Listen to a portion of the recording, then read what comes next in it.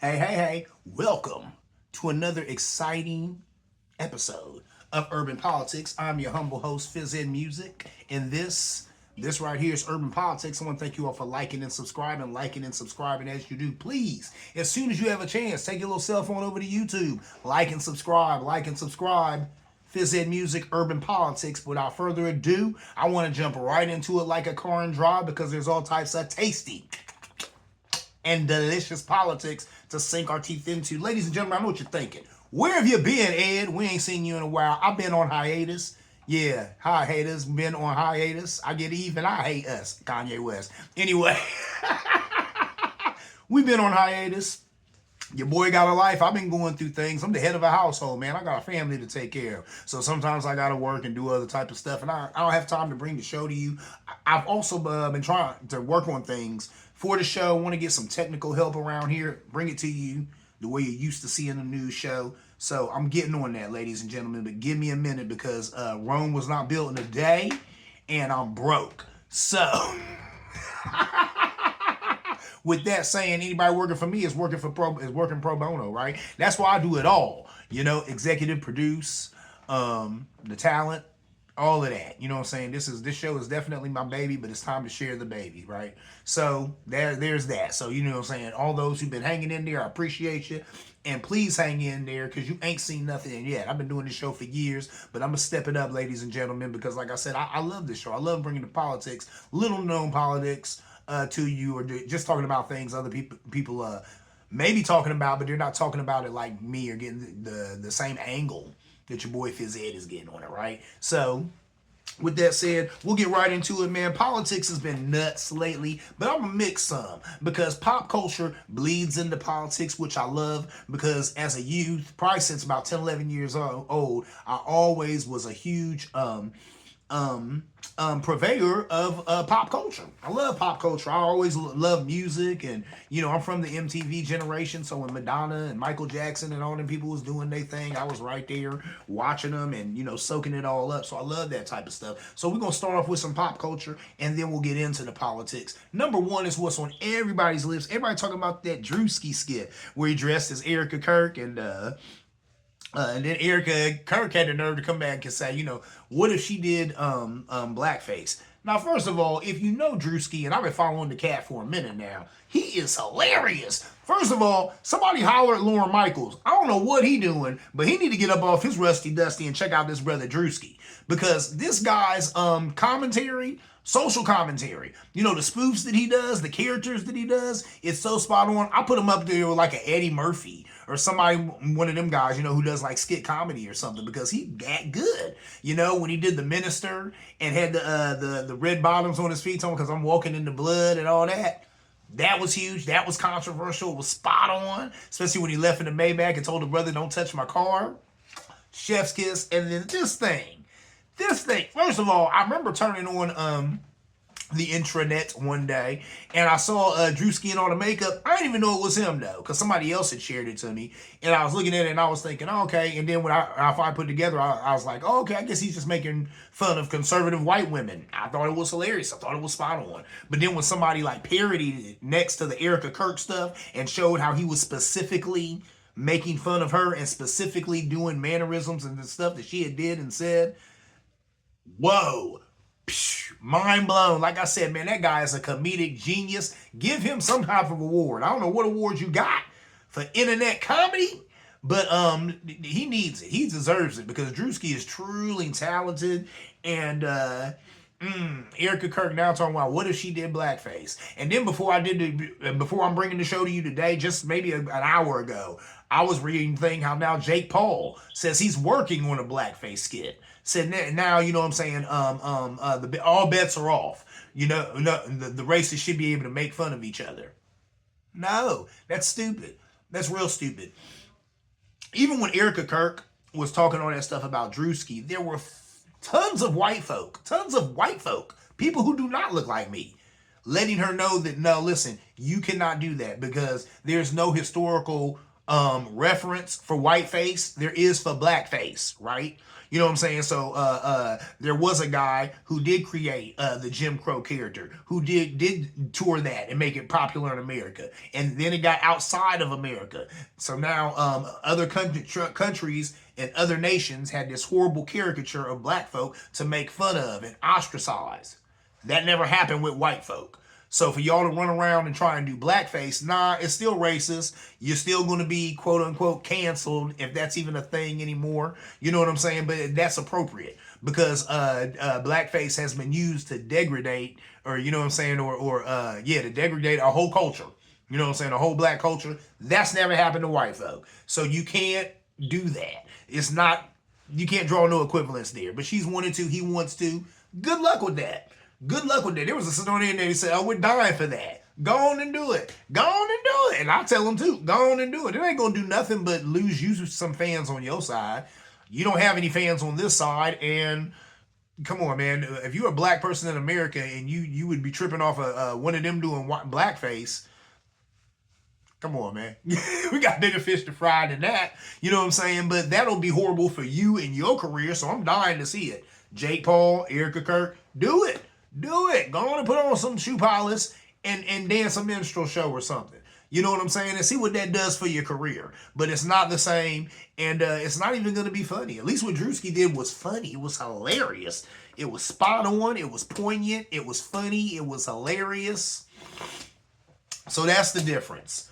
That's the difference. Anyway, moving on. Let's talk about Iran trolling our president.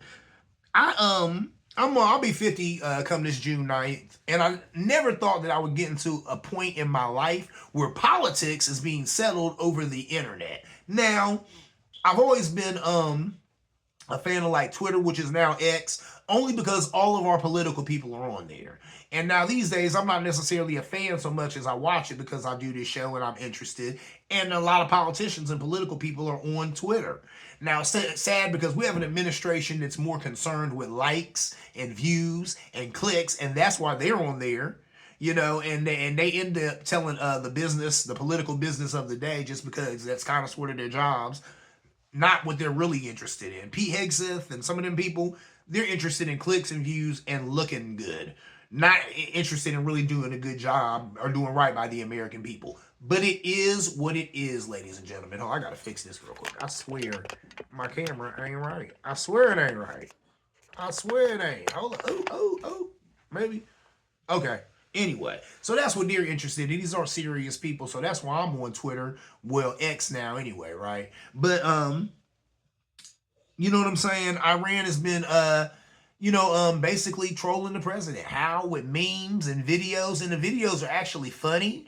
They got good information in them. It's sad because they know exactly how to get to our president. He's not a serious person. His whole life is consumed with what? With X and Twitter. Just a few minutes before I brought this show to you, ladies and gentlemen, I'm reading something that was on X from our president where he's talking to Iran and he's cursing them out.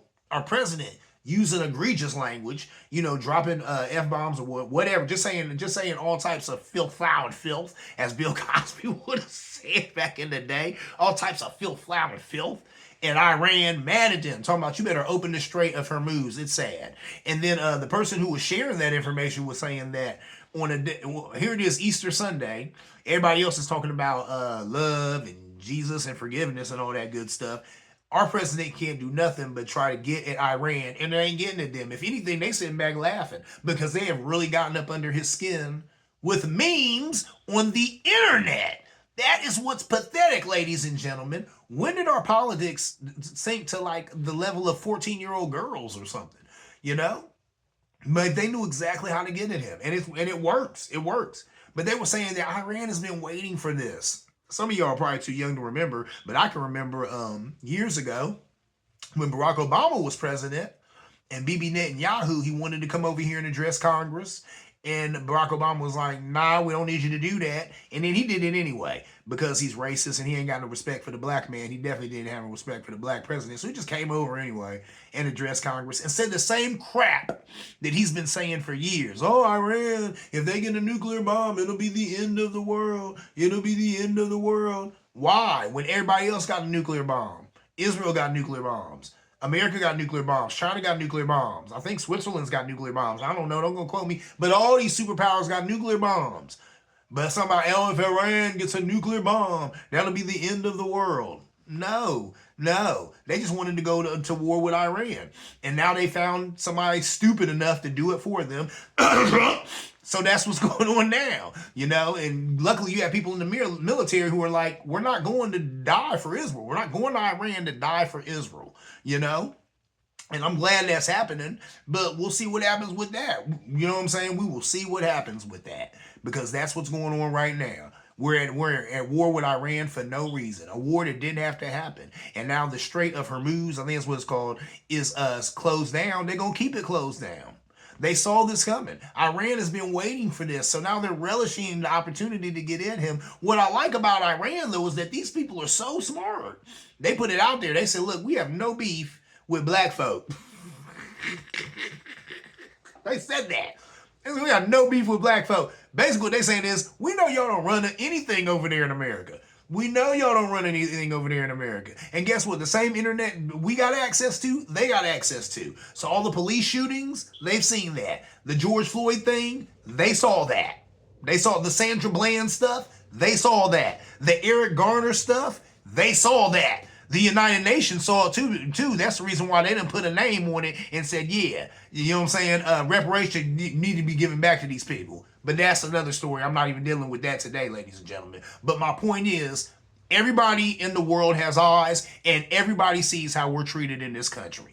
So that's why Iran let it be known, we ain't got no problem with you black folk. We ain't got no, you know what who we're mad at. You know, excuse me. You know who we got the smoke for. We know they got the smoke for, right? You know what I'm saying? And it ain't people who look like me. So that just is what it is, you know what I'm saying? But America perpetuates all this violence around the world. Chickens come home to roost, right? Ain't that what you know what I'm saying, Malcolm X said? When those chickens come home to roost, I could never be sad, but it only make me glad when those chickens come home to roost. That's what it is, true indeed. So we'll see what happens with that. But what's going on right now? Gas prices through the roof. They've been worse other places. I think in California they were talking about places, as high as like $7 and $8. It ain't that bad here in Columbus, OH, where I'm at. You know what I'm saying? Gas prices have gone up to $4. I have seen $4 and some change a few places. That's bananas. I've been able to get it for, what was it, $3.69 the other day, $3.70, $3.74. That's high around here. But it might be due to get higher the longer and longer the Strait of Hormuz is closed. And they're going to keep it closed because they got all the leverage. Why would they open it? They have no incentive to open it. They don't need anything from us. They went into this war kind of half-cocked and they didn't know what they're doing. And now it's really, really, really showing that they went into this war half-cocked and didn't know what they was doing. And they didn't know who they were messing with. I think it was Ice Cube who said, always know who you're effing with. It's a family show, so I don't want to get vulgar. But always know who you're effing with. And they didn't know who they was effing with when it come to Iran, because Iran, these some smart guys over there, and they pay attention. They pay attention to American culture. They pay attention to black culture. Because believe it or not, ladies and gentlemen, American culture is black culture. So if you pay attention to us, you got the keys to the kingdom, and that's what they did. That's why they're doing these little memes and videos, and they're so effective, because they know exactly what buttons to push when it comes to DJT. Anyway, moving on. Let's talk about the Epstein files. Nobody cares. That is so sad. So sad. Stuff just keeps coming out of these Epstein files. I mean, and then they have documented evidence, right, of our president doing egregious and disgusting and filthy things to kids. Nobody cares. Nobody cares. Other political dignitaries doing disgusting things to children. Nobody cares. There's stuff in there about these people eating children. Nobody cares. I never thought that I would live long enough to see a point in this country when children who happen to be of a certain tone and hue are being affected and hurt. Nobody cares. That blows me away. But you know what? I'm not going to lie. When all the stuff went down with the school shooting, and it's a shame that now it's kind of eluding me, but the school shooting, I'm talking about one of the first high-profile school shootings we had. Where it was little kids who got killed. Sandy Hook. I think that was the name of it, Sandy Hook. That was so horrible. And I thought to myself, You know what I'm saying? Because this is how cynical, Fizzhead music can be sometimes. I thought to myself, well, these were little white kids. So there's definitely going to be some kind of gun legislation. Something's coming behind this. There's going to be somebody who, takes on this mantle and comes up with this gun legislation. We're going to get some kind of gun restrictions or some kind of gun laws in this country.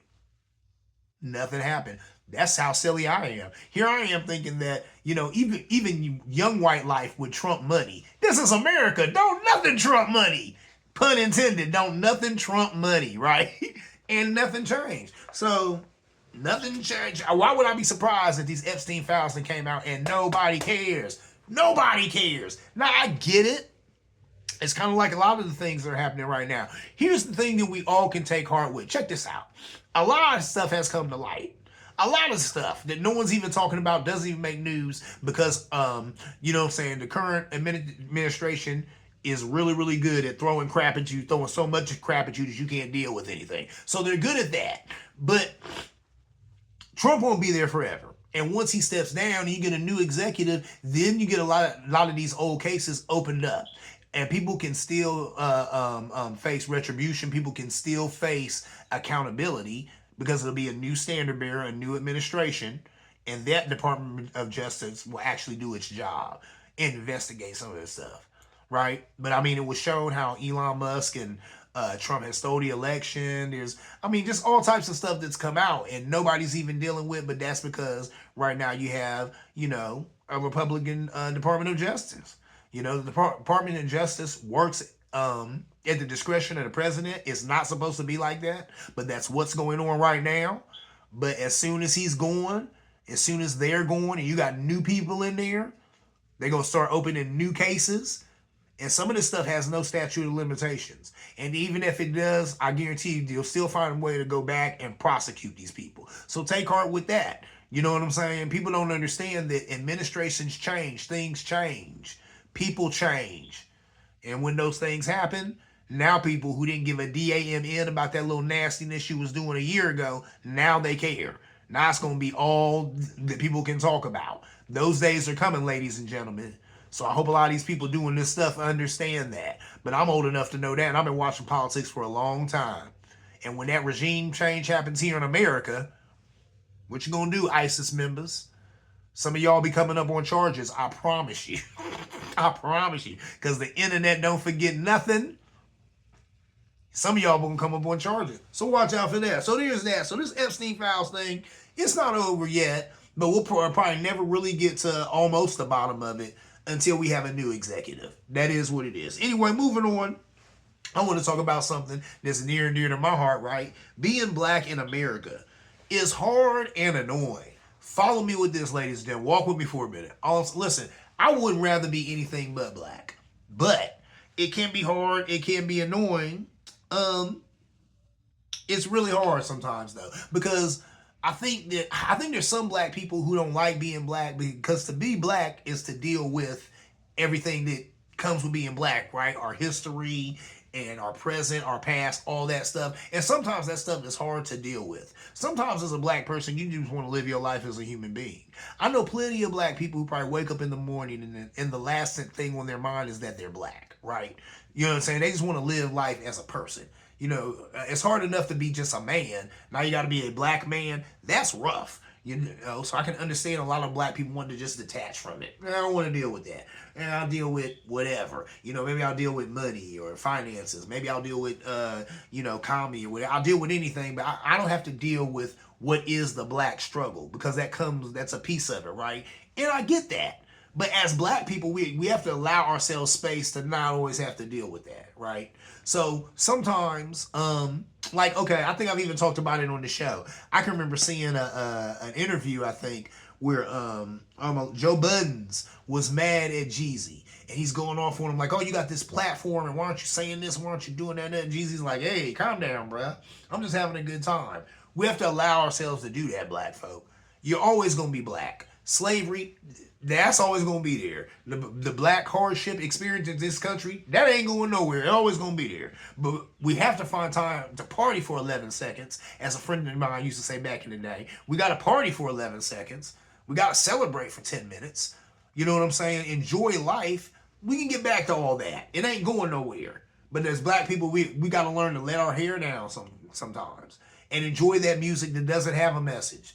Enjoy making fun of the grotesque. And sometimes we do. And sometimes I'm even blown away at how black people don't take anything seriously. But that is because of us always having to take everything seriously. And that gets tiring.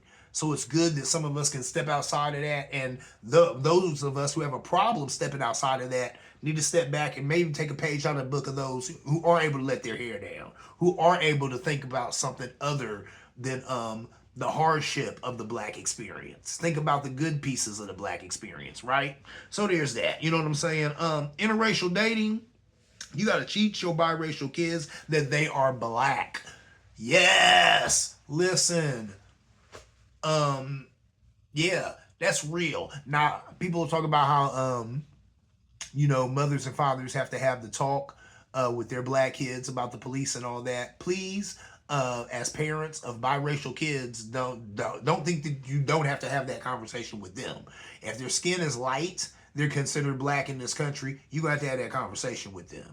Now, the rule, as I've known it, and if I'm wrong, please, you in the pushback zone always, you can push back, but the rule was you are what your father is. So if your father is black or a person of color, you are black, you are a person of color. And I would say even too, you know what I'm saying, we got to be talking to our white girls who are with our men of color. And I remember seeing a reel and the lady was saying, we have to protect.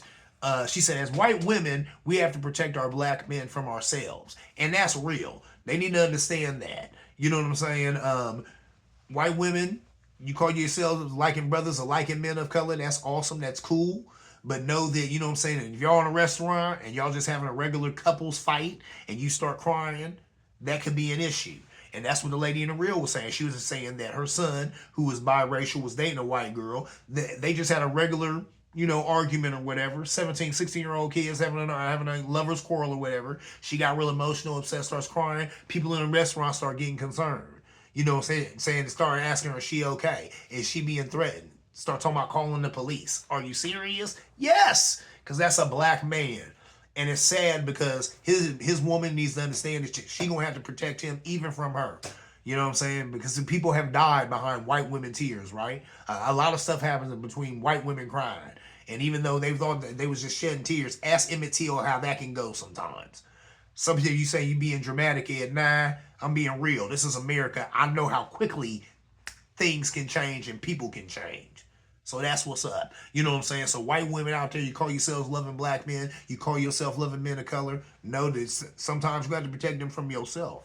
Sometimes people are going to come around and be like, oh, you heard her, you understand, and be like, no, this man would never hurt me. We just have a problem right now. I'm emotional, I'm upset, but this man is fine. He would never hurt me, and he never has hurt me. You know what I'm saying? So there's that, some of that, just for people who's on the, just to let you know that. You know what I'm saying? That's something you might need to keep in the back of your head. Okay, before I get out of here, though, I want to keep going with one of my favorite segments, my IPA of the week, IPA of the month, IPA of whatever. I got a nice little IPA here. I just seen it myself, and I was tripping. This right here, this Voodoo Ranger G-Force. Woo-wee! It ain't no joke. It is 11% alcohol, ladies and gentlemen. So you drink this, you're going to feel it. You're going to love it. It says juiciness meets max velocity. Yeah, I agree. Some of that. Because, whoa. It's a supercharged, juicy IPA. It ain't bad. I liked it. It was real smooth, real easy to drink. As you can see, this one is gone. Because I sipped it right up real quick. It's definitely a lot of bang for your buck. 11% alcohol. That's great. Just another good IPA from Voodoo Ranger. So, you know what I'm saying? You got a little bit of money in your pocket. Maybe you run on down to the store and you get you a supercharged, juicy IPA from Voodoo Ranger. Well, that is my time, ladies and gentlemen. I'm your humble host, Fizz and Music. This right here is Urban Politics. I want to thank you all for liking and subscribing as you do. Please, as soon as you have a chance, take a little cell phone over to YouTube. Like and subscribe. Fizz and Music, Urban Politics. And as always, ladies and gentlemen, I'm going to see you around like a donut.